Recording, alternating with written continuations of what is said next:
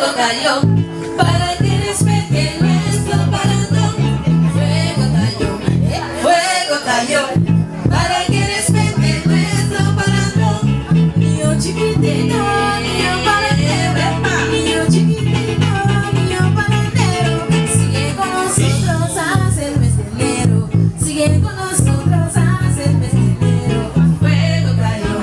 Fuego cayó para que respete nuestro parandón. Fuego cayó para que respete nuestro parandón. Esa casa es grande, tiene cuatro esquinas. Esa casa es grande, tiene cuatro esquinas. En el centro tiene rocas camaínas, en el centro tiene rocas camaínas. Fuego cayó para que respete nuestro parandón. Fuego cayó